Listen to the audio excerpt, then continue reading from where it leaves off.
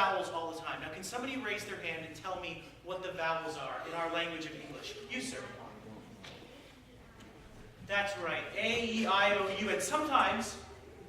Y. Thank you. Y. Sometimes Y. So, has anybody ever thought about, besides the other times that I've come here and you thought about it then, but have you ever thought about how important the vowels are to the language? Like, what would our language be without any vowels? Well, to demonstrate that importance, I've written my own little song that has no vowels. Are you ready for my little no vowel song? Here we go. It's a beautiful waltz. You ready?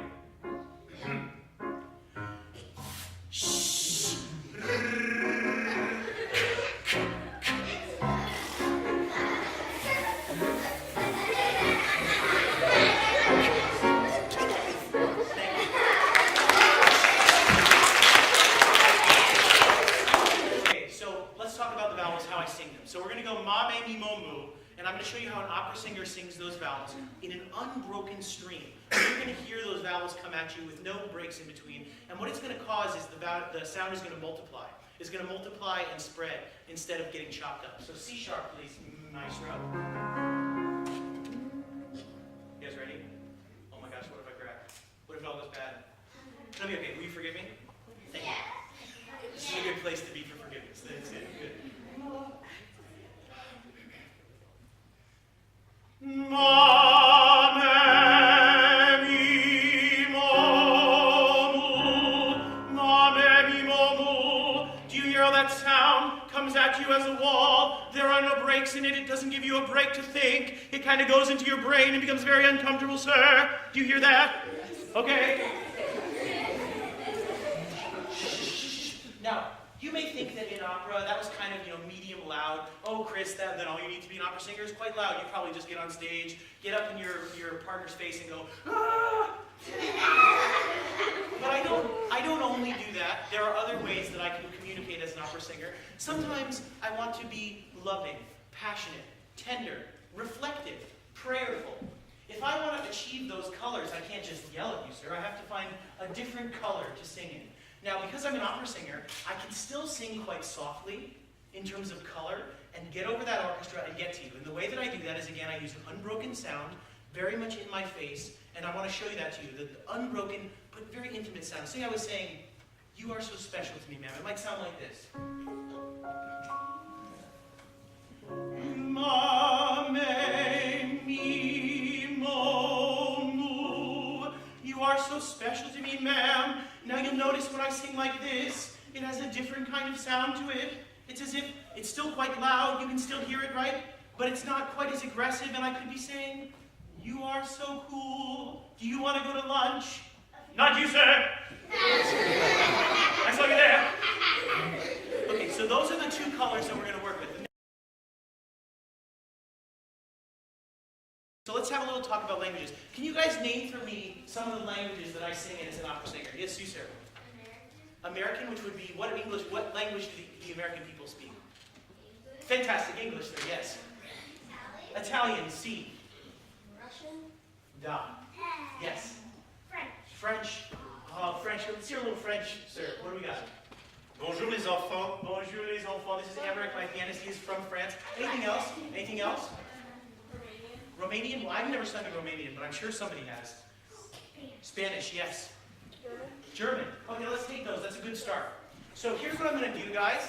I'm going to sing a song for you. 4 songs I have, little short clips of songs. Here's how it works. I sing. It's in a foreign language. While I sing, you think. And while you're thinking, I want you to think about, what language do I think that that's in? But that's not the important thing you're going to think about.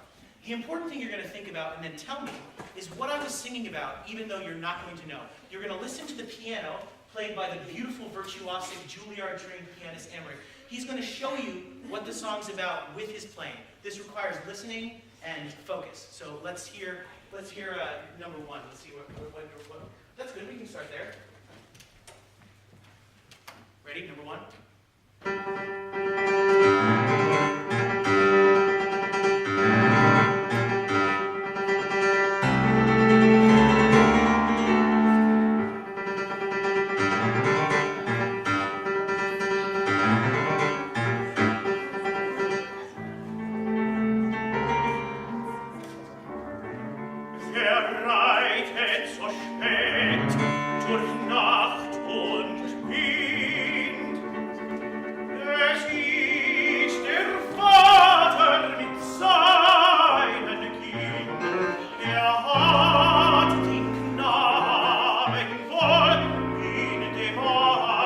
er fasst ihn sicher, er hält ihn wahr.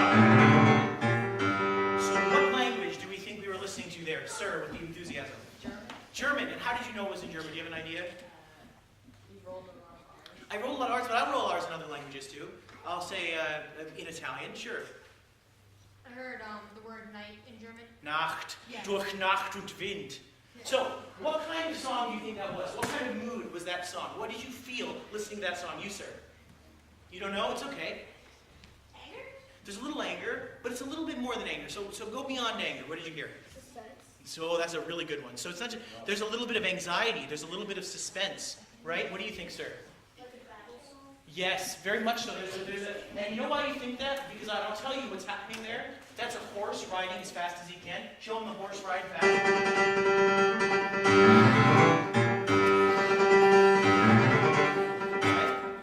Okay. So we got a horse. So let me tell you what this is about.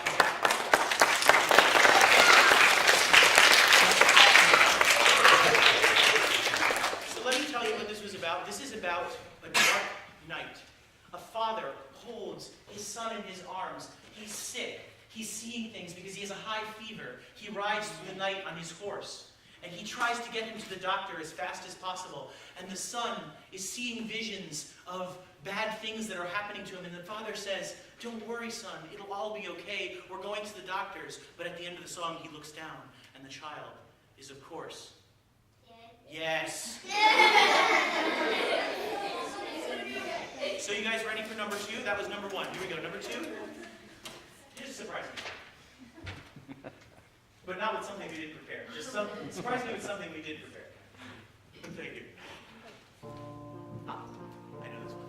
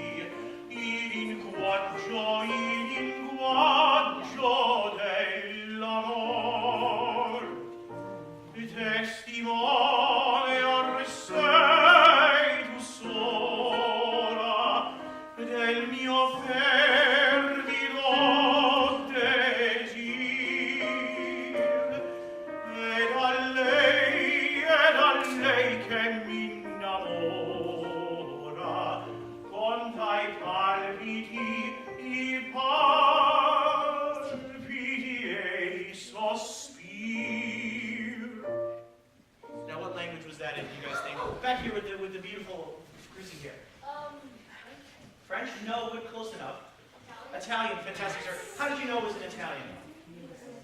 Because you're Italian and you heard the language, you know what it meant? It's okay, I was taught. He's alright, it's fine. So, what kind of mood, what kind of thoughts, what kind of emotions did you feel, sir, here in the corner? After that emotion that you just felt. That emotion of frustration by your friend. Shh, shh, shh, shh. Sadness? There's despair. I didn't hear despair. Can you play me the beginning again? See if you tell me of this despair. I understand what you're saying. There's melancholy. But do you hear this sort of... that's not despair, is it? There's a little bit of... What do you think? Sweetness. So a little bit of melancholy, a little bit of sweetness. So what else besides sweet? That's actually a good explanation. You, ma'am? Yes, of course, love. So let me tell you what it's about, because we pretty much got it now. We've got sweetness, melancholy, and love. This is a song that a young man sings about the girl that he loves who has gone far away. And because she's gone far away, he sings a song to the moon.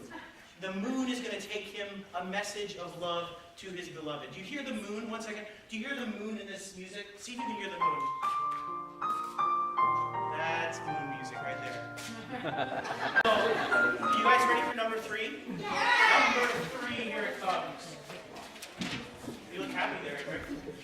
Okay. Shh, you guys gotta pay close attention. It's hard. You gotta listen.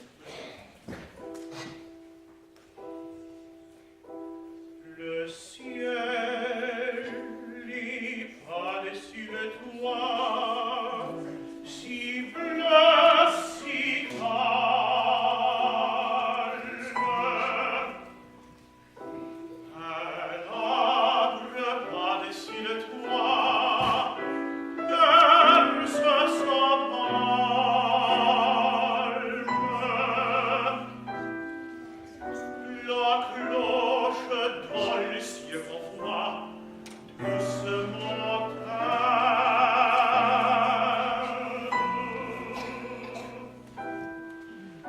un oiseau sur l'arbre convoi chante sa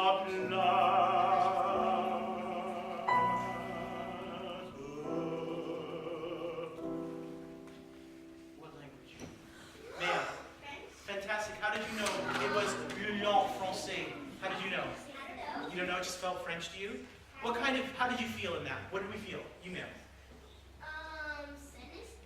Sadness? Yeah, certainly. Sadness. Okay, we got two sadness. You, ma'am. Yeah. Yes, romantic sadness. What else? Oh, that's so good. Loss. So I'll take it from here. That's good. We've got some good ones to work with. We got, yes, one more.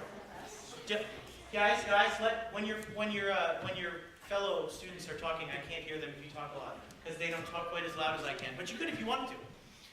So depression, I love it. So we'll go. What's okay? We got depression, sadness, loss, fear. So this piece is called prison. Can anybody guess what prison means in French? Prison. Prison, exactly. So this is a piece of music by the poet's name was Paul Verlaine, and he is in jail. It's not a jail he made up. The poet actually went to jail, and he sat in jail and he wrote this poem saying, I sit here and I can just see through the little window at the top that's way above my head. I can see a palm tree swaying. I can see a bird going by sometimes. And I can hear the church bells ringing. And you can hear in the music, you can hear the church bells.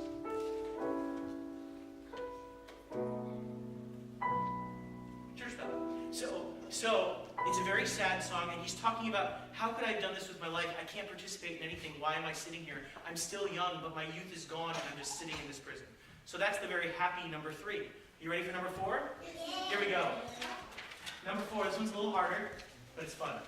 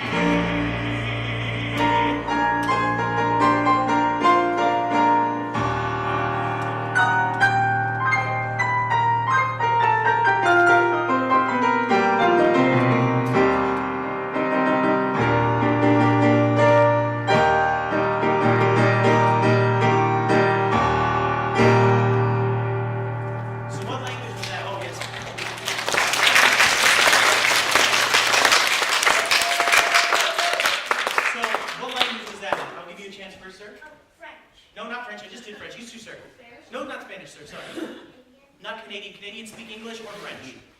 Russian, fantastic. So, can any of you guys guess what that song was about? There is love in there, but it's very simple. It's actually about something that happens in nature. So he's describing something. Can you guess what he's describing? I'll let you listen one more time and guess what the composer is describing.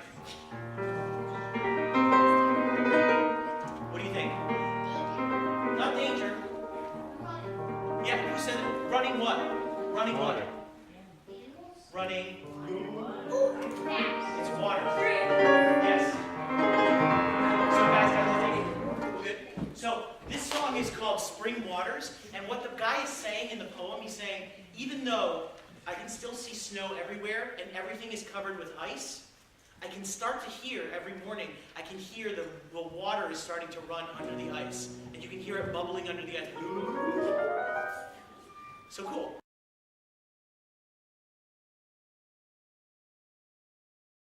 So if you think of your favorite Hollywood movies, your favorite books and video games, your favorite entertainment, your stories, they're set up in a certain way. So when the hero comes on screen, he looks a certain way, right? He's got the clothes, he's got the abs. He has a certain way of talking.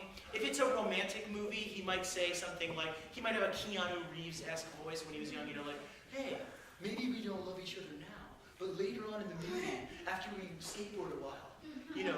Or if it's a superhero movie, what kind of voice might a superhero have? He has that sort of thing where he gets up to you and he goes, this is a clean city. You're a dirty man. Get out of my city. Yes. So this is, and so we know, oh, a villain. How do we know in where a villain is coming from in a Hollywood movie? Well, in America, we tend to cast foreign people as villains because they're scary, or they're different. Oh, it's different, it's scary. They must be foreign. I'll give you an example of how that works. If I were to walk up to you, sir, and say, I'll take your cat, you might be going on vacation. You think, oh, he's going to take care of my cat. What a nice man. But if somebody with a French accent offers to take your cat, see what you think. I will take care of your cat. Exactly. So now we know that nothing good is going to happen to that cat. How do you think we decide, by a show of hand, I'll take somebody's, how do we cast the opera? Who gets what part? What do we decide? What do we use to make our decision? Their voice. What a smart answer. So, it's not just beautiful voices that sing opera. It's not just high voices or low voices. Every kind of voice there is in the world has an operatic part for it. Because we need all these different types of people. Old people, young people, ugly people, pretty people, scary people, not scary people, me, whatever I am. There's a part for me too. So let's go through that a little bit. Can anybody tell me what the very lowest voice part is of the low? What do we call him? You don't remember it? Yes, the bass. So, I'll let you guys be the casting directors. Who do you think would play? If somebody came in and said, I'm going to try out for your opera, and he had a low, booming bass voice, what kind of part would you give him, do you think? Do you have an idea? You, sir? Yes, but let's go beyond. I had a trouble with this. So let's go, what kind of character? So describe the kind of character. A villain, and why a villain? Let me talk a little bit about villain.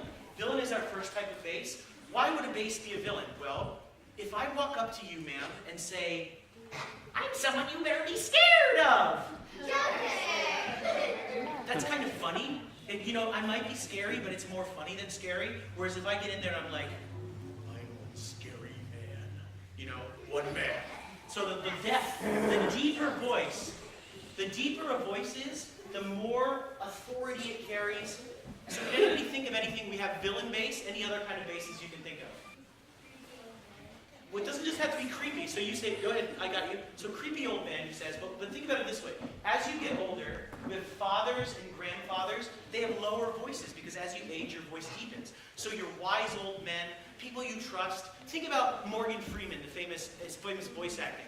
Would you trust him if he had any voice but the one that he has where he's like, you know, I'm Morgan Freeman, and you should probably wash your hands and brush your hair. If he was like, I'm Morgan Freeman, you wouldn't believe him. You'd be like, get out of here, Morgan Freeman. But so we trust these wise old men, these older men, these father figures with lower voices. The one other kind of bass I want to talk about, because you won't guess it, because nobody does, is when we want to portray somebody in opera who's a bit of an idiot or a buffoon. We go with bass, because bass is kind of a, you know what I mean? That kind of bass. So, your bass example will be from Don Giovanni. He's a villainous bass. In the first scene of Don Giovanni, the commendant, guys, you paying attention? You'll want to hear this. So in the first scene of Don Giovanni, the commendatore is murder. He comes back at the end of the opera, inhabits a statue of himself, and takes revenge on the villain who murdered him in the first scene. It's a very scary moment. It's a moment of vengeance, and it's a moment that can only be done by a bass. Because I'm not a bass, I let Aymeric sing this, and I let him play it. So imagine, if you will, a statue coming to life and walking into dinner. You'll hear it.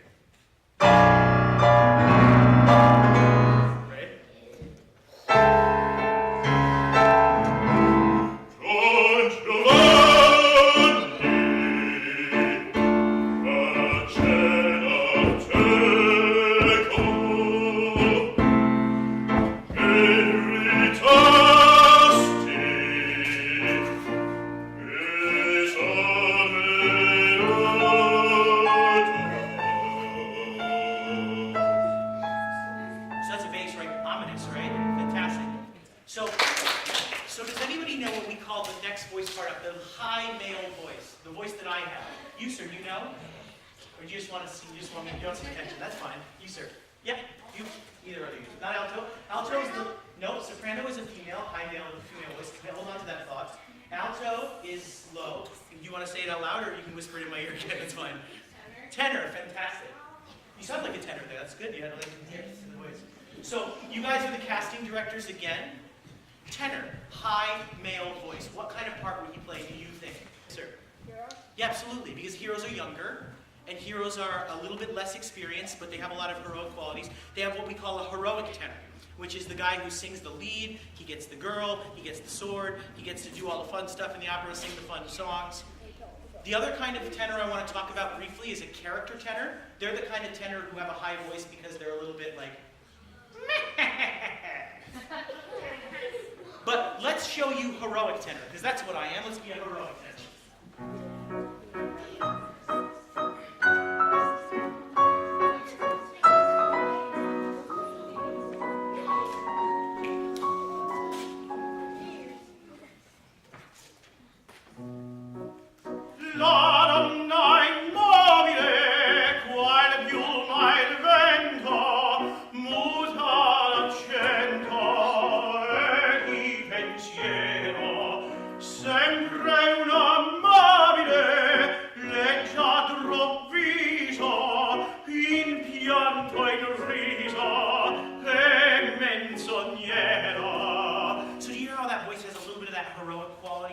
Swagger. Is anybody curious as to what I was singing there in Italian?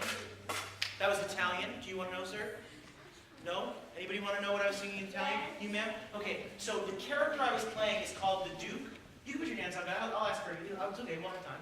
So the character I was playing was the Duke, and he's a very powerful man. He's not very nice. He's very rich. He's got a lot of lady friends. You know, he's not super reputable, and he talks about his thoughts on ladies. He says, "Don't you ever trust a lady. You never know what they're thinking. When they're crying, they're probably laughing. When they're laughing, they're probably sad. Never trust them." And I see by your face that that disturbs you. But he's not a very nice man, and but opera is not populated by nice people. There are good people, there are bad people, there are people that we don't like, there are some people we like. Shall we go one up now? Low voice female, low voice female. Somebody mentioned it before, yes? Alto, fantastic. So, what kind of character do you think a low-voiced female would have? A low-voiced female. You, sir. Ursula. Okay, yes, because she's a villain. And so why would a villain have a low voice? Because the lower we go, the closer to the ground we get, the closer to earth. In fact, as we go even lower still, we get otherworldly. We get witches and creatures of phantasmagoria and that kind of stuff. So, yes, but there are other kinds of low voices. Can we think of a non-villainous low type of female voice, hopefully, since some of our teachers probably have low voices here? Cruella, but a villain. That's another villain, so yes. So let's think about other people who have lower voices. You have mothers and grandmothers, because when you get older and you have to rock your child to sleep, they're not going to fall asleep if you go, sleep, sleep. You know, if you sleep in their, So, who else? Well, you have women who are not villains or witches, but they simply are.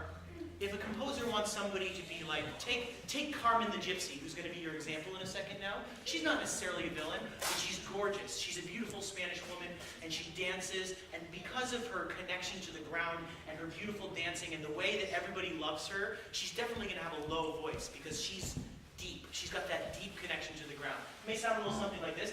You'll have to imagine that I'm a beautiful Spanish woman. Is it working yet? Spanish woman. Is it working? Maybe if I sing it, it'll work.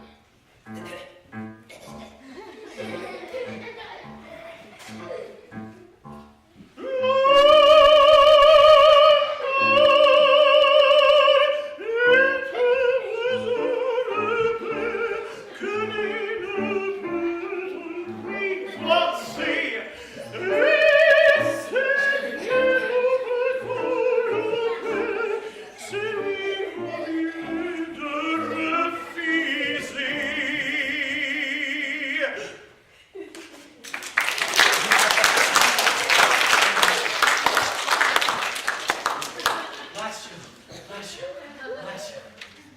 So can anybody tell me what the very highest voice part is? I know that you guys know back here because I've heard you say it as the answer for the last three. Soprano, fantastic. So can anybody tell me, you casting directors out there, what kind of character we might be talking about with a very high voice? You, sir, back there, yes. Princess. But let's think about it. Let's have a thought about why princess. Well, a princess, whether she's up in a tower, whether she's pure and beautiful and waiting for her prince, or whether she's just very inexperienced and young, what do all those things have in common? Well, they're sort of above everything. They don't have a lot of, we talked about Carmen, who's like, yeah. But these girls are like, yes. So we have yeah and yes. So the sopranos say yes. So what other kind of characters besides just these princesses? We don't just have princesses. You, sir? Angels? Fantastic.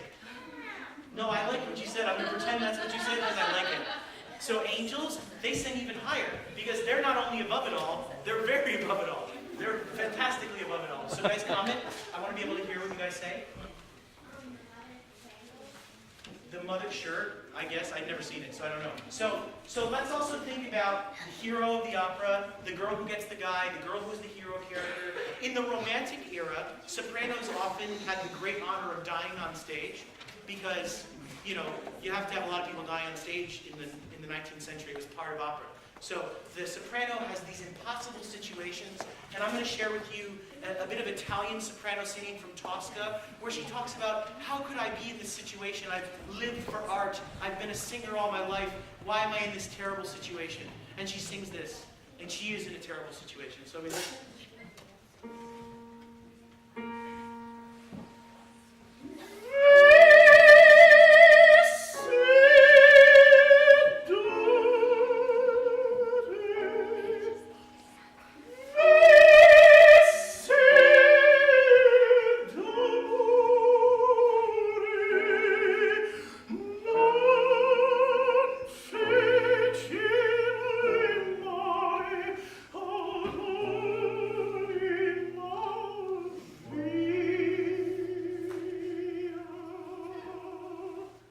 So there's a little soprano for you.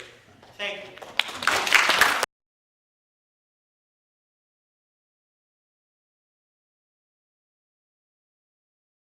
Cinderella. Well, in Italian, we're going to translate it into English for you here so you understand. But the original opera is by Rossini, and it's in Italian. And Cinderella in Italian is Cenerentola. Do you guys want to try it with me? Cenerentola. Now, there's a French version of the opera by Massenet, and that is called Cendrillon. You guys want to try it? Cendrillon. Extra points for anybody who can tell me the German version of Cinderella, what it's called. Aschenputtel. Aschenputtel lips this piano. Ja, Mama.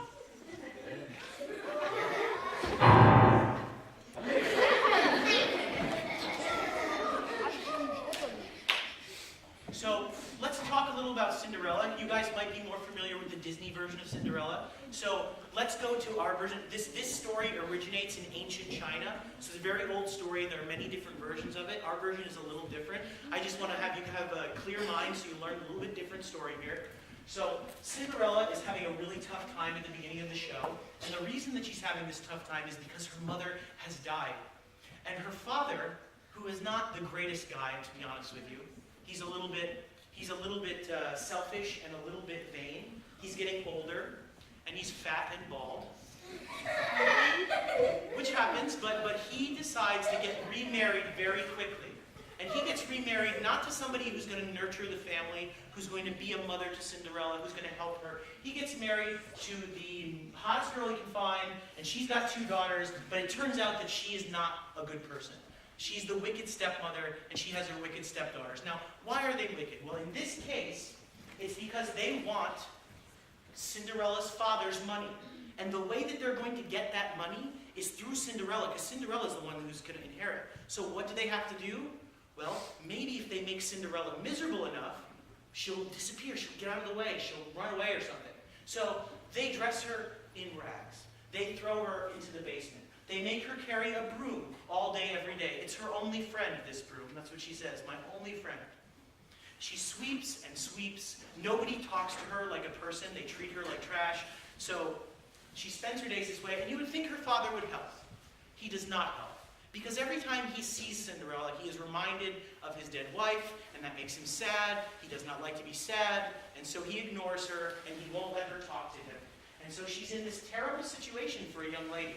Now, the opera begins with her sweeping away in the early morning at the ashes. She sweeps and she sings her song that her mother taught her. It is a song about a king. This king got married, but he didn't get married to a fancy princess. He didn't get married to a princess with the best clothes or the best political connections or the most fancy name. He decided he would change tradition and marry the girl in the kingdom with the most beautiful soul. And so, Cinderella sings this song quite a lot because she has a beautiful soul and nothing else. So she likes this song. You'll be able to hear her sweeping in the song. I think it's pretty clever. Let's see if you can hear it.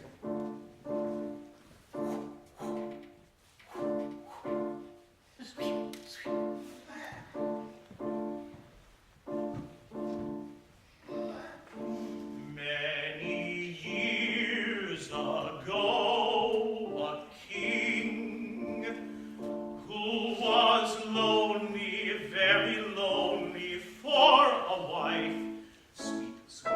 So he sought to find a queen, someone to share his joys in life. Sweepity sweep, sweepity sweep, sweep, sweep, sweep. Who should he choose? He disliked those fancy girls, and in the end he chose for his bride not a princess fine, but a maiden kind to share all his days. La la la la, wee wee wee wee, la la la la.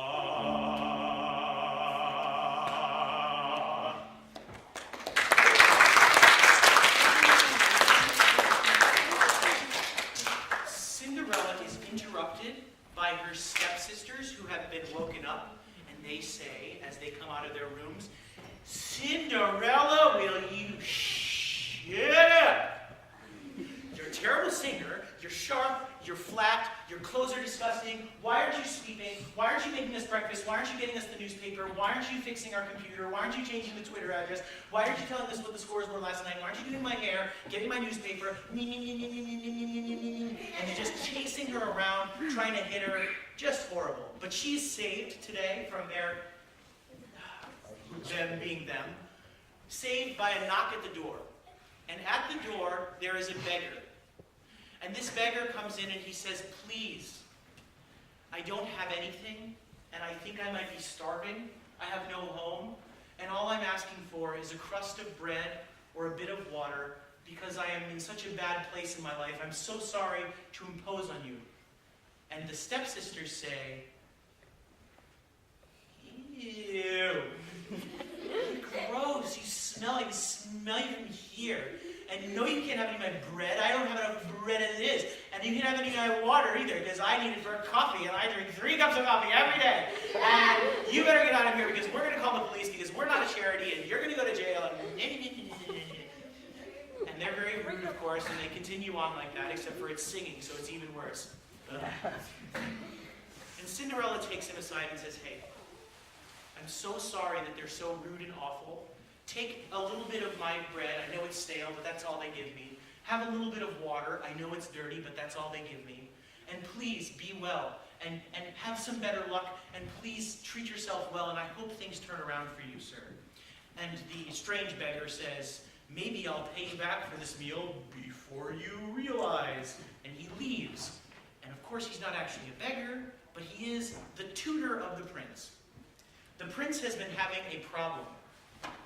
And this problem is that he needs to get married by a certain age so that there can be a queen ready for when the king, the whole thing. You know the whole thing. Kings, queens, princes. He doesn't want to get married. He's kind of against it. He hasn't met anybody. So he invites the eligible girls to come and meet him at the palace. But every time he invites somebody to the palace, they dress up really nice. They're super fake. He doesn't feel like they treat him like a person. They never talk about anything. He's not getting to know these people. And so he sends out his tutor as a beggar, thinking, okay, let's see how these girls treat somebody less fortunate than them, because the way you treat somebody less fortunate is a really good way to find out what their character is like. And being a queen is all about helping the less fortunate. So let's see what they're like. And so he does. He sees what the people in this house are like. The stepsisters, what are they like? We're going to go ahead and say no for them. They're going to be a no. A hard no. No. But Cinderella, she's special. And so off he goes, and in enters our next character, and that is Cinderella's father, Don Magnifico, which means in Italian, Don the Magnificent. He calls himself Magnificent Don. As I said, he's a bigger guy, big, older, bald. Cinderella runs away, of course, because she's not allowed to talk to him, or, get out of his way, and the stepsisters stay, and he says, I have news, stepsisters. The prince is going door to door, and he's giving out invitations to a ball. He's going to choose a queen, and it better be one of you two. It just better be. I'm going to give you the best dress, you're going to have the best gossip, you're going to be able to lure the prince in, and I know you will. Not for you. I really don't care about you. But for me. Because when Don Magnifico is the father of the new queen, he'll be able to get up at whatever time he feels like it, any day of the week. Women will throw themselves at him. Men will beg him for favors. He will be important. And Don Magnifico has always wanted to be important. Do you remember earlier when I said there was a type of bass who could be an idiot? Are you ready to meet the idiot bass? Here we go.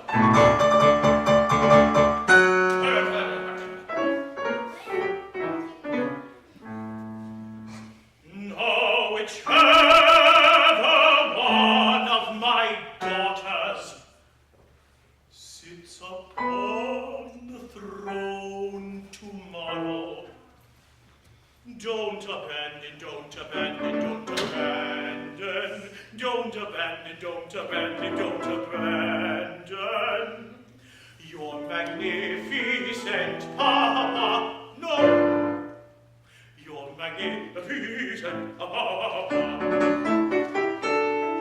Don't abandon, don't abandon. Oh, your magnificent papa. And then he imagines the men coming to beg him for favors.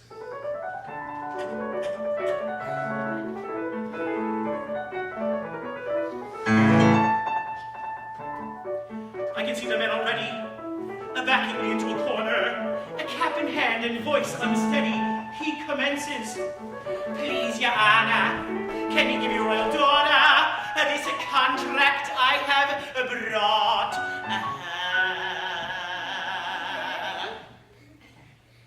And since in my uniqueness he knows chocolate is my weakness, he knows chocolate is my weakness, so he gives me a few bars. He knows chocolate's my special weakness, so he gives me a few bars. I respond, let's see now. You say it's urgent.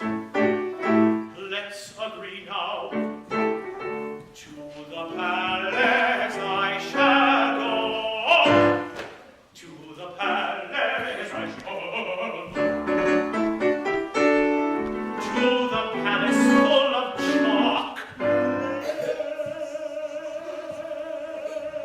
chocolates. Full of chocolates I shall go. And then, of course, he imagines the ladies.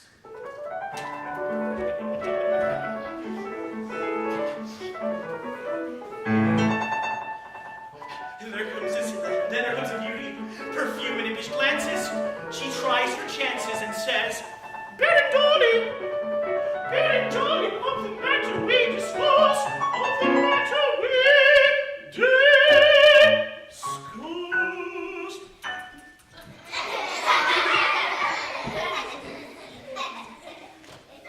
But I don't want her kisses, she discovers very quickly. She'd do better giving me money, so she gives me $20. She'd do better trying money, so she gives me $20. I am gallant, your eyes bewitch me, even more so when you enrich me. How my wallet overflows, how my wallet overflows, overflowing with $20. How my wallet overflows.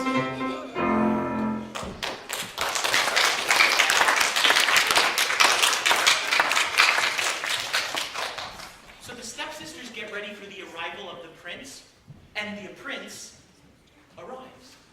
But he doesn't arrive as the prince, he comes in disguise. The prince doesn't want to be recognized, he wants to be able to see what's going on in disguise. The prince is very into disguises, as we've already seen. The prince decides that he's going to disguise himself as a lowly servant, and he knocks on the door and says, "Hello, Magnifico household. The prince will be here in 5 minutes. I hope you don't mind if I just stand here and wait, because I'm his servant and definitely not him."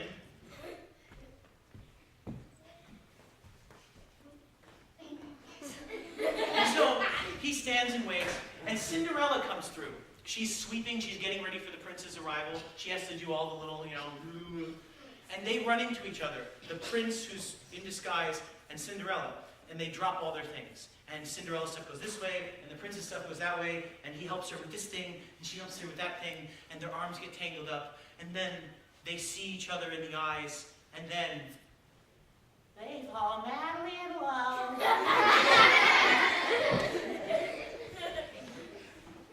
They have a fantastic conversation, and Cinderella thinks to herself, he talks to me like I'm a human being. No one's ever done that before. He's a servant, so he probably makes enough money that we could run away together, and I never have to see my family again. And the prince thinks to himself, this amazing young lady doesn't know I'm the prince. She's talking to me like I'm a human. No one's ever talked to me like I'm a human before. And they have a great time. But their great time is broken up by the prince. Now, of course, the prince is already there, so the prince has to hire a fake prince to disguise himself as the prince. Does that make sense? Yeah. So now the prince, there's a fake prince. Fake prince has to come. It doesn't make sense. So here comes the fake prince. The prince has hired Dandini, his barber, to be the prince for the day. Dandini is kind of a silly guy. He has never gotten to be a prince before. He's just a barber. So he's going to wear the fancy prince costume, even if it's a little tight. He's going to wear fancy prince perfumes, even if they're a little stinky and he's allergic to them. He's going to wear fancy prince clothes. It's going to be great. And he's going to get to go door to door and meet all the ladies and pretend he's the prince and be like, hey ladies, I'm a prince. He's also going to be able to eat everybody's food, because you can't say no to the prince. He's going to come in and be like, hello ladies, hello food. And so when he enters into the household, he's not used to being a prince, but he's written a princey song. He has to sing his princey song as he comes in.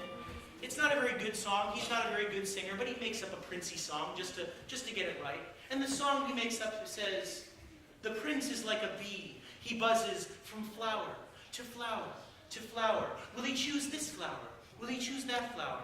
Nobody knows, because he's the prince of the bees.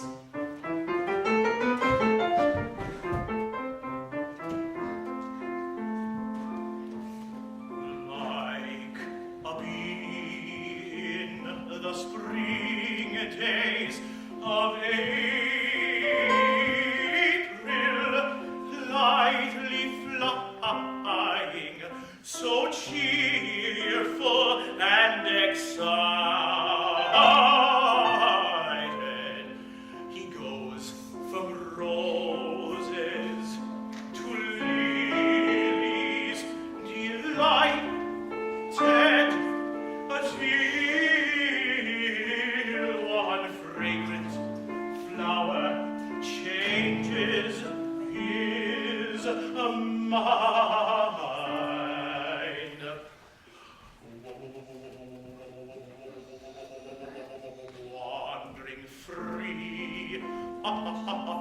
thousands of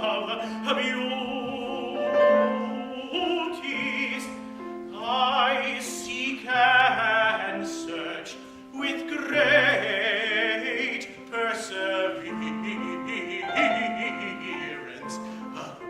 Not one girl for me can I find.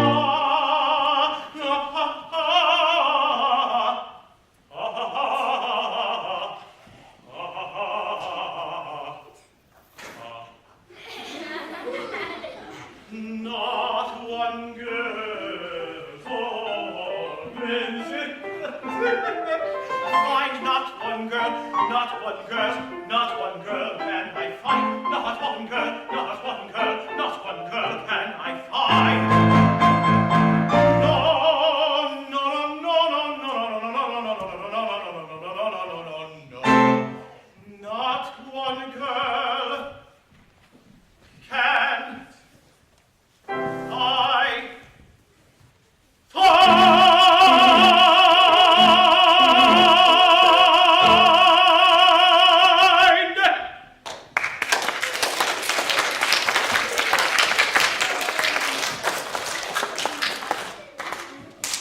So, the stepsisters come out to do their thing. They're going to present themselves to the prince, right? And they're rude and they're awful, and the prince is really scared of them. They start fighting with each other, right? Because they want to get closest to the prince. And they're just like, this is hilarious. These girls are awful. What is going on? And so Alidoro, who is the beggar from before, the tutor, he comes out and says, hey, Don Magnificent there. You're supposed to have 3 daughters. We need to meet your 3rd daughter. Can you bring her out, please? And Don Magnifico says, I have no 3rd daughter. And he says, yes, you do. It's on the list. Where's your 3rd daughter? And he says, how dare you, sir? She's dead.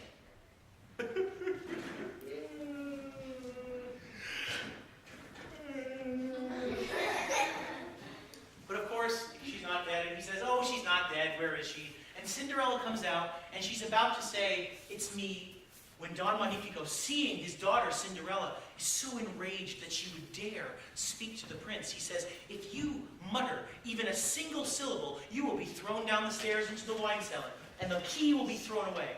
And she says, please don't do that. And the prince, who has fallen for this girl, wants to tear off his disguise and throw Don the Magnificent away for the rest of his life in some jail.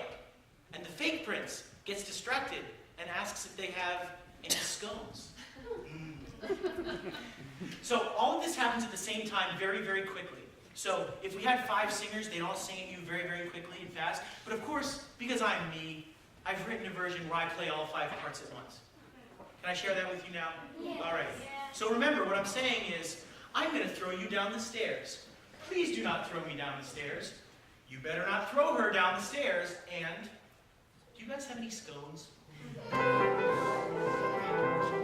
If you're muttering even a syllable into the white cellar, you'll be thrown, you'll be thrown, you'll be thrown, you'll be thrown, you'll be thrown. Always belling, always threatening, I'm so lonely all on my own, all on my own, all on my own, all on my own, all on my own. I'm so hungry, being a prince today, I will go over there and eat a scone. I'll eat a scone, I'll eat a scone, I'll eat a scone, I'll eat a scone. I will go over there and eat a scone. Are you eating anything of your family? For this your good, you will not talk. You will have some. Are you eating anything of your family? Are you eating anything of your family? Are you eating anything of your family? I'm so hungry, I'll eat a scone. Are you eating anything of your family? I'm so lonely, I'm so lonely, I'm so lonely, I'll eat a scone. I'll eat a scone. I'll sit on the throne. For the sheer cruelty I will atone. Scone.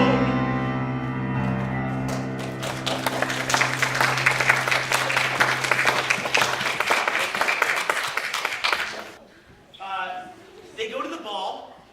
The prince's tutor stays behind, right? And he says to Cinderella, here, have this ball gown. The prince really likes you. Forget your family, they're awful. Just come to the ball. You'll be in a mask. You're going to do great. So they go to the ball, and Cinderella is the masked girl at the ball. She has perfect shoes from the prince. She has a perfect dress. She comes in a carriage. All the girls in the kingdom are angry because she stole their man. Ah! Who stole my man? And the prince has a wonderful time with Cinderella. They dance, they have a beautiful conversation, and finally at the end of the night he says, I love you. You are so wonderful. Be my bride.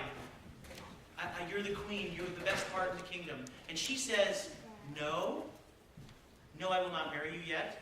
She says, essentially, I'm uncomfortable because you came to me and met me when I was in my rags. You saw me where I live in this horrible place where I'm mistreated. And you said, oh, I'll fix it. I'll give her a fancy ball gown and fancy shoes and I'll make her queen. Well, that's not me. I feel very uncomfortable in this outfit. If you really love me, you will come into my cellar, into my ashes, and you will kneel down and say, I love you, when I'm being myself in my rags. And so she says, I'm going to leave right now, and you have to come and find me. I'll leave you something to find me with, a shoe. And she leaves, and the prince says, she's the greatest thing ever. I'm giving you the fast version because we're running out of time. And so he says, I will find her no matter what. He tells his barber to give him back his clothes. He's fired, you're back to being a barber. And then he says, we're going to find this girl no matter what. And then he sings a quick love song to the shoe. I'm demoting you back to barber. Take 20 minutes and then give back my wardrobe. Hello, my friends. Let us go without delay. Find me this woman before it is too late. Fly like the wind.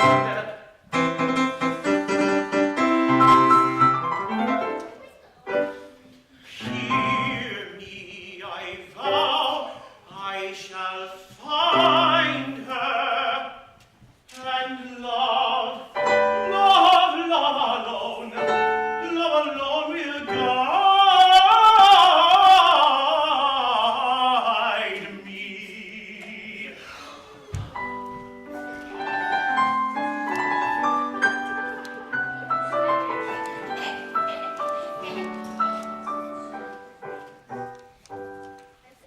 Shoe of my beloved, what dreams and visions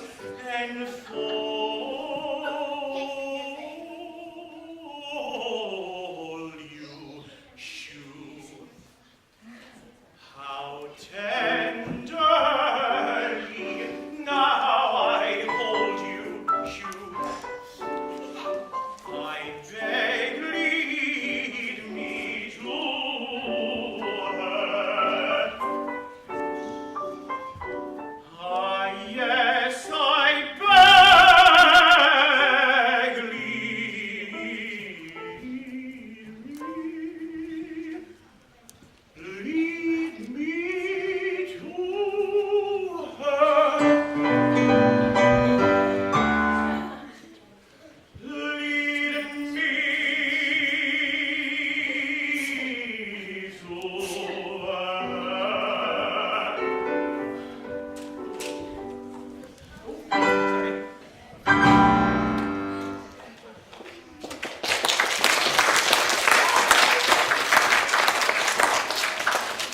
So as to how the show ends, I'm not going to tell you now. I'm going to save it as a surprise, so you get to see it at the show when you go.